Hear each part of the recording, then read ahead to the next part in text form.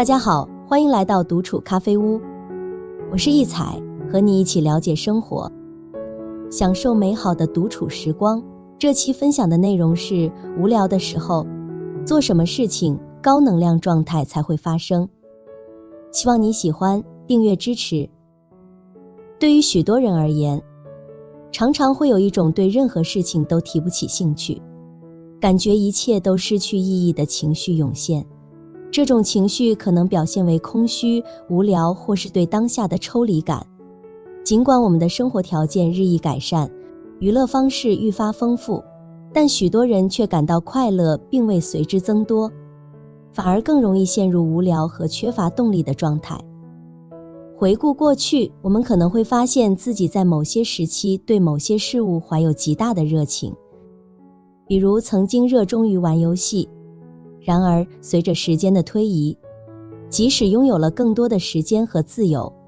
我们却可能不再对那些曾经喜爱的事物感到兴趣。这并不是说这些事物本身变得无趣，而是我们的心境和兴趣点发生了变化。当我们感到对一切大众娱乐都无聊时，可能会开始质疑自己存在的意义以及所做的事情的价值。这种情绪可能会导致我们陷入一种消极的状态，影响我们的日常生活和人际关系。然而，我们需要明白的是，这种情绪是暂时的，并不意味着我们的生活真的失去了意义。每个人都有自己的兴趣和激情，只是需要时间和努力去寻找和发掘。我们可以通过尝试新的事物，培养新的爱好，与他人交流分享等方式来重新点燃生活的热情。同时，我们也需要学会接受自己的情感变化，不要过于苛求自己时刻保持高昂的情绪状态。每个人都有情绪低落的时候，这是正常的。重要的是，我们要学会调整自己的心态，积极面对生活中的挑战和困难。总之，当我们感到对一切都无聊时，不要过于沮丧和自责，相信自己有能力找到生活的意义和价值，并努力去寻找和发掘属于自己的兴趣和激情。那么，我们生活的乐趣究竟来自什么？曾经，我在社区发起了一个互动话题，收到了众多真挚的回复，其中一些精选的留言，我将它们附在文末，希望能为那些同样经历过困惑的你带来一丝启发与慰藉。然而，在深入探讨之前，我想先与大家一同探讨一个普遍存在的情感——无聊。究竟何为无聊？又为何我们时常会陷入这种情绪之中？提及这个话题，我不禁想起了一个颇具深意的实验。2014年，心理学家进行了一项研究，他们发现，相较于在空房间中无所事事地度过15分钟，人们宁愿选择接受轻微的电击。这听起来似乎有些匪夷所思，但背后却隐藏着深刻的心理机制。这其中的原因或许在于，我们的大脑天生就具备一种对环境保持警觉和关注的本能。这种本能源于远古时期，它帮助我们的祖先在充满威胁与机遇的世界中生存下来。而那些无法适应这种本能的生命体，早已在进化的长河中消逝。因此，我们的大脑总是渴望将注意力投注于某些事物之上。当周围的环境变得过于熟悉或单调时，大脑便会感到无所适从，进而产生一种空虚感，这就是我们所说的无聊。从某种程度上来说，无聊其实是大脑向我们发出的一个信号，它告诉我们，当前的环境已经不再新鲜，是时候去探索新的领域，尝试新的体验了。心理学家 Plutchik 也曾提出，无聊可能是进化过程中的一种自我保护机制，它促使我们不断地改变和适应环境，以避免陷入一成不变的生活模式。所以，当你感到无聊时，不妨将其视为一个积极的信号，它可能意味着你的生活需要注入一些新的元素和活力，但同时，我们也要警惕无聊可能带来的负面影响。当大脑陷入无聊状态时，默认模式网络 DMN 往往会被激活，这个网络倾向于回顾过去的负面经历，从而可能导致我们陷入负面情绪的漩涡。因此，我们要学会正确地应对无聊，寻找适合自己的方式来充实生活，提升幸福感。无论是尝试新的爱好，与朋友交流，还是进行一次心灵的旅行，都是帮助我们摆脱无聊、拥抱生活的有效途径。前面已经提及，无聊作为一种大脑的进化机制，自我们祖先的时代便存在。然而，在现代社会，这种情绪却愈发被放大和普及，犹如一场无形的无聊瘟疫。其核心原因在于，我们身处的这个时代，各种刺激信息如潮水般涌来，感官被过度锤炼，导致对传统生活方式的需求已远不能满足。我将其称之为感官饱和。在这个时代，各式各样的刺激随手可得，只需轻触手机屏幕，便可浏览购物平台，刷取新闻动态，观看视频短片，无需踏出家门，无需漫长等待，选择之多令人眼花缭乱。这种便捷与丰富性虽然带来了便利，却也悄然改变了我们的注意力模式。我们的注意力在日复一日的刺激与锻炼中变得愈发细腻和活跃。以往我们可能以天或小时为单位来安排时间，如今却常以分钟甚至秒数来度量。同样的时间里，过去可能只够我们体验一个场景，如今却足以让我们经历一场人生百态。这种长期的刺激和训练，使我们的注意力逐渐变得亢奋而难以安定。多项研究发现，随着时代的推移，人们能够保持集中注意力的时间越来越短。换言之，我们越来越渴望在更短的时间内获取更多的新鲜刺激。对于缓慢而富有层次的内容和信息，往往缺乏耐心。因此，一个顺应时代潮流的产物应运而生，加速。有多少人看视频时，从未尝试过倍速播放？请举手示意。我猜想应该寥寥无几吧。我自己在观看视频时，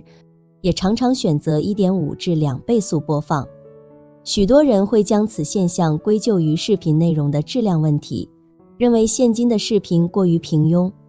信息含量不足，迫使观众不得不加速观看。这固然是一个值得关注的因素，但除此之外，还有一个更深层次的原因。我们的注意力对于传统缓慢的节奏已经失去了耐心，它渴望用更多更高频的信息来填补空白，避免任何无聊的时刻。许多人都曾有这样的感受，我们似乎变得越来越浮躁，难以静下心来，沉浸于一部经典的老电影，或者专心致志地阅读一本需要深度思考的书籍。然而，这并非我们的过错，而是这个时代发展的必然结果。我们身处这个快节奏的时代，如同被洪流裹挟，只能看着周围的景象快速闪过，无法停留。木心先生曾有一首脍炙人口的诗《从前慢》，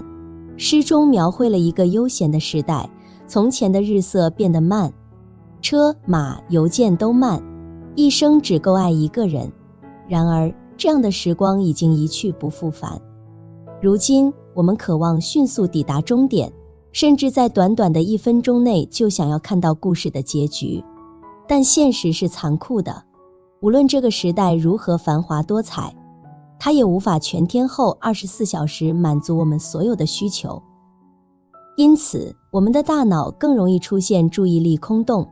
即感到无聊和空虚的时刻。随着现代社会节奏的加快，我们的注意力越来越难以集中，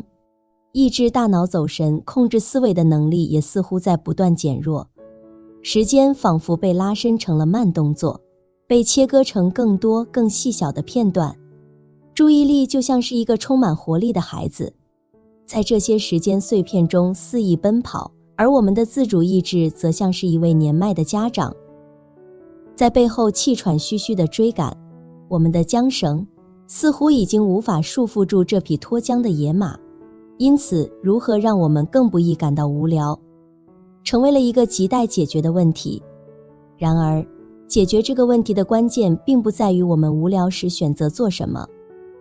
而是在于我们不无聊时如何有效地利用时间。这就像保持健康一样，一个人想要保持健康，并不仅仅是在生病时吃药调理和休养，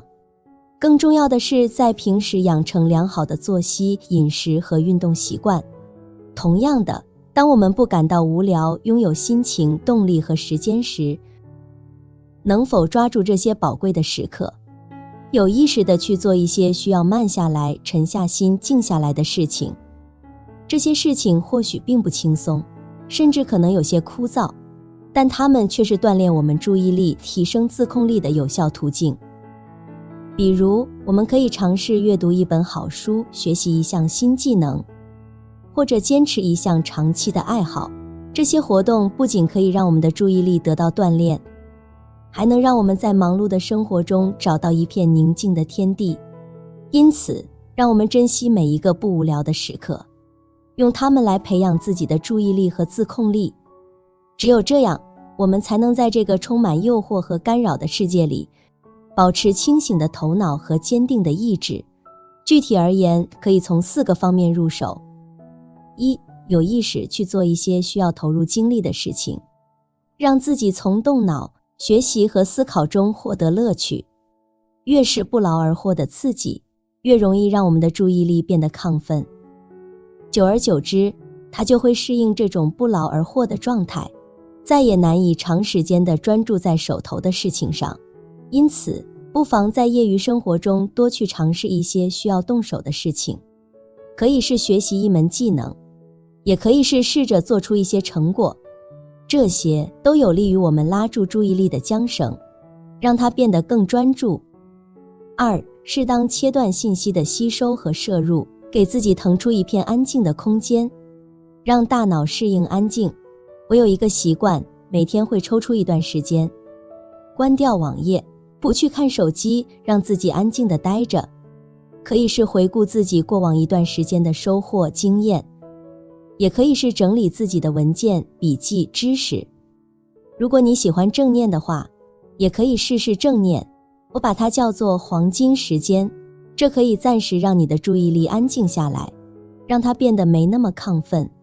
适应这种平静、沉默的模式，不要觉得什么都不摄入会浪费时间。生命真正的质量，不在于我们摄入了多少，而在于消化了多少。3. 多出门，接触自然和外在的世界，调动全身的感官去体验。近几年的研究发现，亲近自然不但能够提高记忆力、注意力、创造力，还能够改善睡眠，缓解焦虑、抑郁和压力。为什么有这样的效果？一个可能的解释是，日常生活中，我们无时无刻都在使用注意力，让它满负荷运行。而在自然界中，我们的注意力能够得到放松，让它得以松弛的、灵活的、自由地扫视周围的环境，从而变得没那么紧绷。所以，如果有机会，不妨放下手中的手机和眼前的电脑，利用周末或节假日到城市附近的郊区走一走，投入自然之中，调动耳朵、鼻子、手和脚去感受这个世界，让整个人得到休憩和释放。4. 打开自己的视野，引入新鲜元素，让生活有一些改变。前面讲过，无聊的根源在于大脑监测到周围的环境已经足够熟悉，太久没有变化了，它实质上是在提醒你该换一换环境了。那么为什么不听从大脑的建议呢？我自己的做法是拿出大概 15% 的时间去尝试一些新鲜事物，做一些平时不会做、不会接触的事情，认识一些陌生人，试着学习一些新领域。这可以让我们的生命有源源不断的活水流入，再也不会枯竭和干涸。基于上面这4点，分享一些我在日常生活中会做的事情吧。探店，我偶尔会在天气好的时候出去逛逛，去城市里找一些新开的小店，比如书店、咖啡店、茶馆，以及各种各样稀奇古怪的店铺，感受里面的布置、陈列、装饰，或者跟店员和老板攀谈。这是一个非常好的体验生活气息和拓展视野的方式。散步，我非常推崇散步。一方面，在散步的时候，你可以让思绪自由游动，观察身边的街景、花草、行人，让心灵放松。另一方面，散步也是一种很好的轻运动方式，对记忆力和创造力都有很好的促进效果。如果你没有条件和时间去运动，那么至少可以让自己先从散步开始。课题研究，我有一个习惯，如果我对一个问题感兴趣，我会把它安排到近期一段时间内，然后去做主题学习，搜集各种各样的资料，把它彻底弄清楚，最后写一份课题总结，日积月累就构成了我的知识体系。这个习惯对我帮助很大，它可以令我对生活一直保持兴奋和激情，一直保留着动手去解决问题的手感。业余项目，想办法为自己找到一个心灵的后花园，它最好是一个能够对外产出的，需要你投入心血去建造和维护的产品，可以是播客，可以是视频，可以是播客。把它跟你的工作区隔开，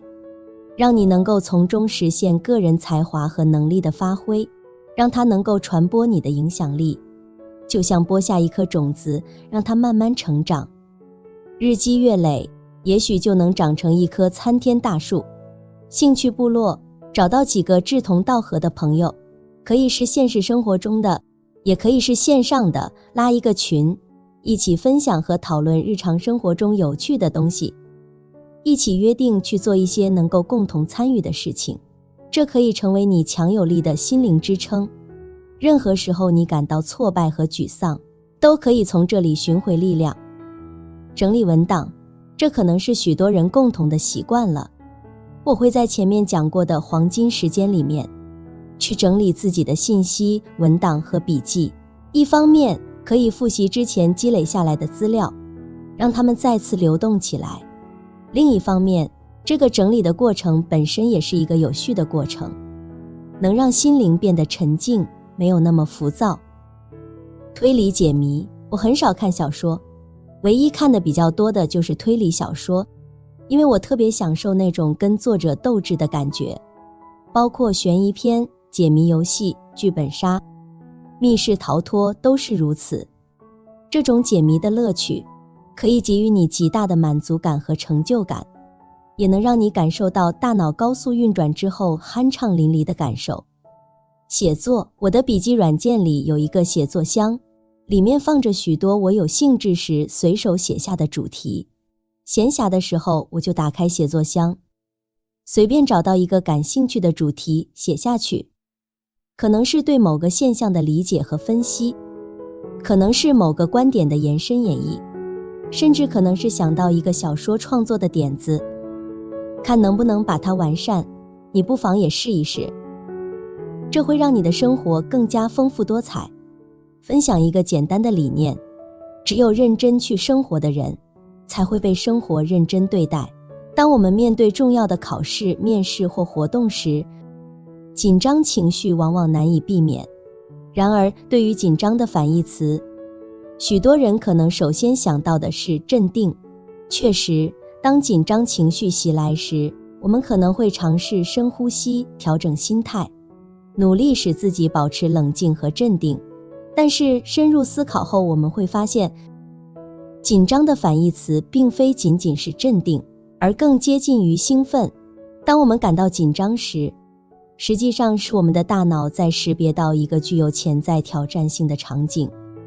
它试图唤醒我们的身体，使我们能够更好地应对这一挑战。这种唤醒状态与我们感到兴奋时的体验是相似的，心跳加速，血脉涌动，充满了活力与期待。从这个角度看，紧张并非完全是一种负面情绪，它是我们身体自然应对挑战的一种方式。当我们意识到这一点时，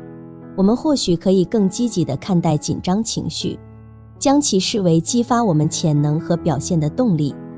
当然，如果紧张情绪过于强烈或持续时间过长，它可能会对我们的身心健康产生负面影响。在这种情况下，我们可能需要寻求更有效的应对策略，如放松技巧、情绪调节等，以帮助我们在面对挑战时保持平和的心态和最佳的状态。但如果你认为你有能力解决它，你把它视为一种挑战、成就和成长，而非阻碍和困难，那么它就可以导向兴奋。你会感到你浑身充满动力，脑子转得也比平时更快，注意力似乎也更加集中了，甚至会有一种掌控全场的感觉。在这种情况下，你会更容易有出色的表现，能够突破自己原有的水平。所以，当你紧张的时候，如果你只是试图让自己平静下来，也没什么不好。只不过这样做，你就相当于放弃了紧张所能够给予你的 buff， 让自己进入到日常的状态中，按部就班地去解决问题，你的上限就被自己压低了。反过来，如果你能够调整自己的视角，让自己兴奋起来，那么你就能够将这种压力转化为动力，从动力中获得源源不断的力量，来支撑自己更好的表现。许多年前，在特定的平台开展讲座的经历，至今仍旧历历在目。当时的我性格内向，又毫无此类经验，因此倍感压力与紧张。面对这种情形，我采用了最为传统且稳妥的方法。我精心撰写了一份详尽的逐字稿，字数多达上万，然后投入大量的时间进行背诵，直至能够脱口而出。在此过程中，我还不断设想听众可能的疑问与反应，并预演自己的回答。通过这种不断在脑海中模拟攻防战的方式，我逐渐克服了紧张情绪，转而充满期待。我开始迫不及待地想要进行讲座，与听众分享并验证我的准备成果。终于，那个日子到来，讲座的效果远超预期，获得了众多听众的积极反馈。他们纷纷表示，我的演讲极具感染力，生动自然，完全不像是一个初次登台的人。此后，我陆续参与了多场讲座，每次都会采用这种预演的方式来调整自己的状态。这样做让我能够更加自如地应对各种情况，甚至在演讲过程中还能有余力与听众进行互动，增添些许幽默元素，即使偶尔出现口误，也不再成为我心中的负担。随着时间的推移，我逐渐减少了逐字稿的使用，转而采用更为灵活的大纲形式来组织演讲内容。这种方式让我能够在保持思路清晰的同时，更加自如地发挥，享受到一种运筹帷幄的满足感。那么，紧张与兴奋之间究竟有何联系呢？从心理学的角度来看，它们其实都源于同一种生理机制。当大脑感知到外界存在威胁或挑战时，会触发应激反应，释放皮质醇等激素，使我们进入一种高度唤醒的状态。这种状态既可以表现为紧张不安，也可以转化为兴奋和期待。当你紧张时，实质上是你内心深处认为你难以应对目前的状态，你认为这个状态是你难以控制的，于是大脑会判断你是不安全的，需要节省能量，那么你的状态就会被约束在一个较低的水平，以免浪费能量。这就会导致我们束手束脚，难以发挥出真正的实力。如果时间一长，大脑就会感到焦躁，因为它不知道这种危险的状态还要持续多久。为了规避危险，它只能一直让我们处于应急状态之中，这就形成了慢性压力。这种慢性压力实质上是对身体的一种透支，因此它会导致焦虑，损害我们的记忆力和思考能力，对身心造成损害。反过来，如果你觉得你能够解决目前的问题，大脑会怎么样呢？它就会释放能量，把你的状态调试到最佳，以便于你一鼓作气、摧枯拉朽地把面前的障碍解决掉。这就是兴奋，它的实质就是用高度的身体唤醒来回应压力。这种情况下，你会感觉到一种发自内心的畅快感，会感到浑身充满力量，斗志十足，这其实就是大脑释放能量的表现。它把能量集中在了你当前的问题上，让你能够用120%的状态去面对它。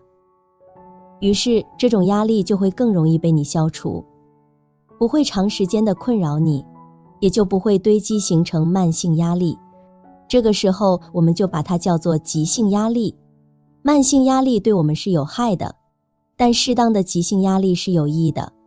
原因就在于，急性压力是一种高效的刺激，它可以迫使大脑进入应急状态，激发出我们的潜力，锻炼我们面对种种刺激的反应，让我们能够更灵活、更稳健地适应外在环境。同时，它又不像慢性压力那么持久，不会对我们的大脑和身体造成太大的负荷和伤害了吧，从而使得许多计划和想法还没开始就夭折。许多研究都支持了这一观点，例如，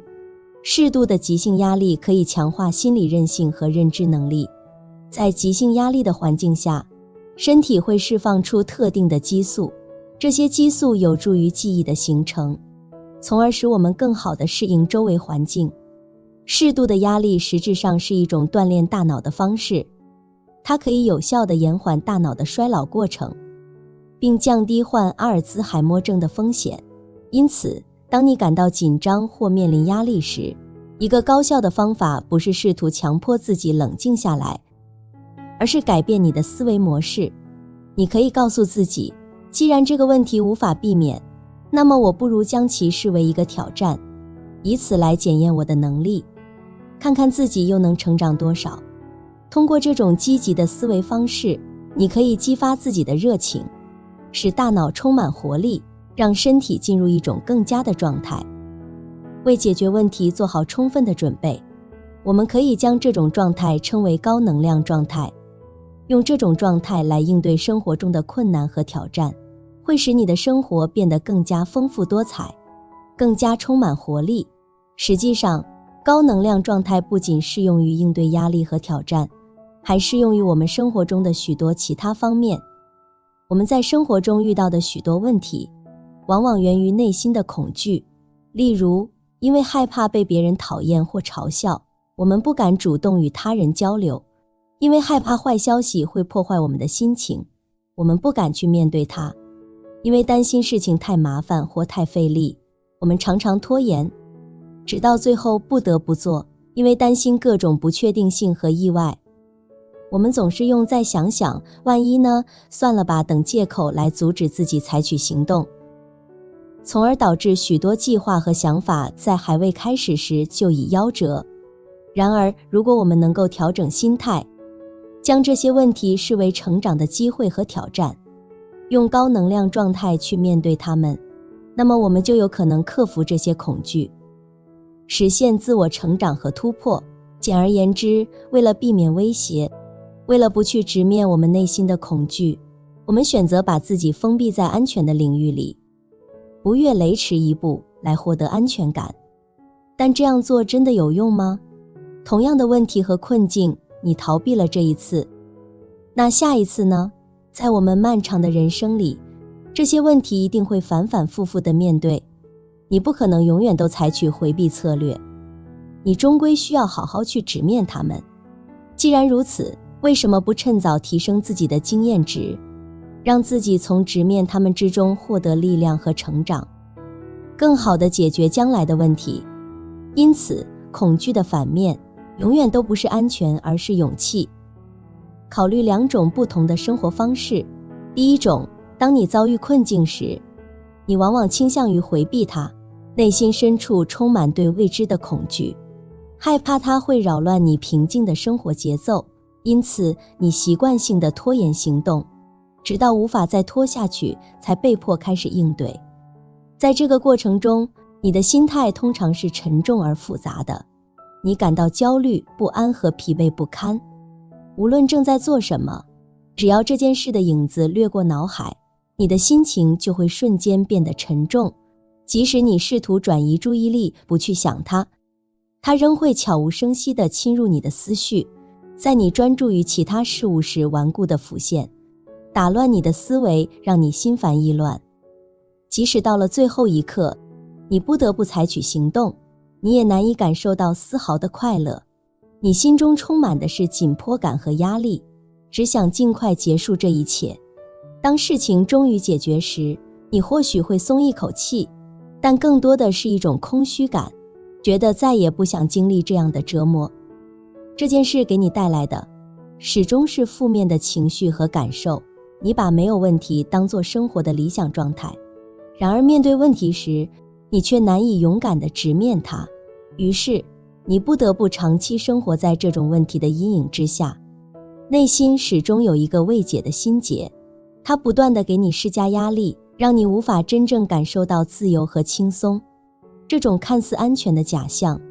实际上却是一个囚禁你的牢笼，让你无法真正摆脱困境，走向更广阔的世界。第二种，当你面临一个困难时，不要犹豫，立刻行动起来去应对它。虽然解决问题的过程可能繁琐而辛苦，需要投入大量的时间和精力，但每一步的进展都会让你感受到事情正在逐步变好。这些微小的进步和成果会不断积累，带给你强烈的成就感和满足感。在解决问题的过程中，你的自信也会逐渐增强。即使最终结果并不完美，但你所积累的经验和教训会让你更有信心面对未来的挑战。你会明白，你拥有解决问题的能力，你能够掌控自己的生活。这种信念和力量感会让你变得更加坚强和自信。当你勇于面对问题并努力解决时，你会体验到更多的积极情感，你会感受到自己的行动对周围环境产生的积极影响，以及你对生活的掌控力。这种掌控感会让你以更积极的心态看待世界，从而享受更加充实和幸福的生活。当然，生活中也会不可避免地会遇到一些挫折和痛苦，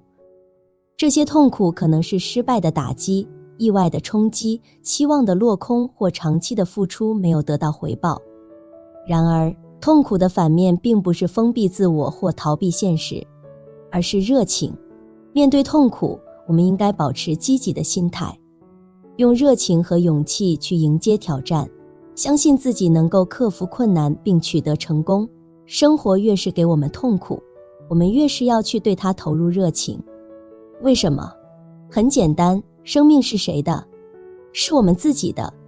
除了我们自己之外，没有人能够对我们负责。我们生活在这个世界上，也并没有哪个人发号施令，要我们去完成什么任务，达到什么目标，一切都是由我们自己决定的。我们选择什么方向，并为之付出多少努力，才定义了我们的生命。从这个角度讲，生活并不是我们的对手，而是我们的伙伴。我们的目标是一致的，是从生活当中得到快乐，获得满足，让自己的生活变得更丰富、更快乐、更幸福。受益的是谁？是我们自己。这是一个极其浅显的道理，但很多人却总是拒绝接受它。他们总是喜欢沉浸在受害者思维之中，认为自己过得不如意、不痛快，是被这个世界针对了，自己是受害者，应当得到补偿。但这样想对改变自己的生活有任何好处吗？没有的，这只会把你不断地带入一个恶性循环里，让你坠入负面的深渊，再也难以挣脱出来。因此，当你遭遇挫折和沮丧的时候，不妨想象一下，想象你面前有两个开关，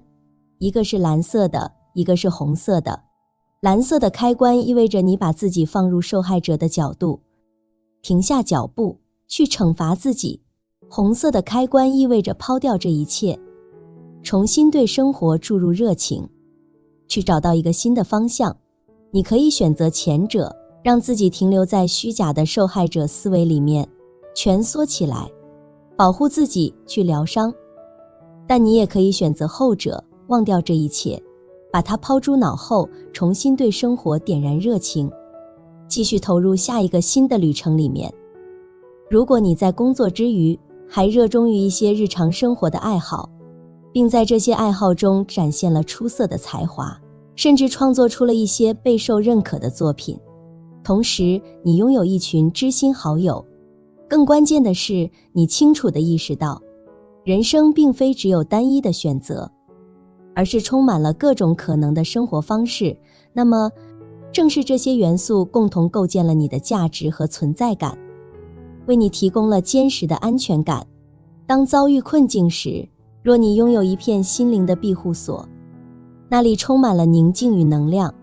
那么你便不会轻易被挫折所打败。在这片心灵的庇护所中，你会深刻感受到，这里是我的天地，我有热爱的事物，有值得我关心的人，我有能力实现自己的梦想。这种源于热爱的动力，能够战胜我们内心的恐惧，使我们始终保持清醒、冷静和勇敢。因此，我时常建议，在条件允许的情况下，不妨走出自己的舒适圈，去尝试那些未曾涉足的领域和事物，拓宽自己的生活领域。或许在这个过程中，你会意外地发现自己的兴趣所在、天赋所在，甚至是使命所在。即便最终没有取得显著的成果，这些经历也会成为你人生道路上坚实的支撑，为你提供力量和信念，让你深切地感受到自己并非孤单一人，而是与世界紧密相连。这种信念将成为你战胜一切困难的力量源泉。最后，简单聊聊第4个例子。无聊。许多人感到无聊的时候会做什么呢？他们可能会用各种各样的娱乐和消遣来消磨时间。填充闲暇，我把这叫做填充。但正如我在打开心智里面所说的，沉溺在唾手可得的填充之中，只会不断拉高自己的阈值，让自己感到更加百无聊赖。从长期来看，这会更容易消磨我们的斗志，让我们更加不愿意去动手行动，走出这个怪圈之中。所以无聊的反面是什么？不是填充，而是创造。当你感到无聊时，不要仅仅满足于被动的接受信息和娱乐，而是要积极的行动起来，去尝试那些你感兴趣的、平时可能不会做的事情。哪怕它们看似微小且无用，这些小事不仅能带给你成就感，还能帮助你培养良好的习惯，让你以更积极的心态和思维方式面对生活。想象一下你期望的生活是什么样子，并在每一天都努力以那种方式去对待它。记住，紧张的反面不是镇定，而是兴奋；恐惧的反面不是安全，而是勇气；痛苦的反面不是封闭，而是热情；无聊的反面不是填充，而是创造。前者代表了自我保护、自我封闭的低能量状态，而后者则是一种积极拓展生活边界的高能量状态。实际上，这种高能量状态的核心就是主动性。当生活对你施加某种力量时，你会选择如何回应，是被动的被生活推着走，还是主动的去掌控它、驾驭它，让它为你所用，并朝着你期望的方向改变。通过发挥主动性，你可以更好地驾驭生活，实现自己的目标和梦想。好了，这期咖啡屋到此就分享完了。如果内容对你有所帮助，或者看后有所醒悟，麻烦你订阅和分享给身边的朋友。赠人玫瑰，手留余香。欢迎你在咖啡屋与我们一起学习别人的最好，遇见更好的自己。我们下期节目见。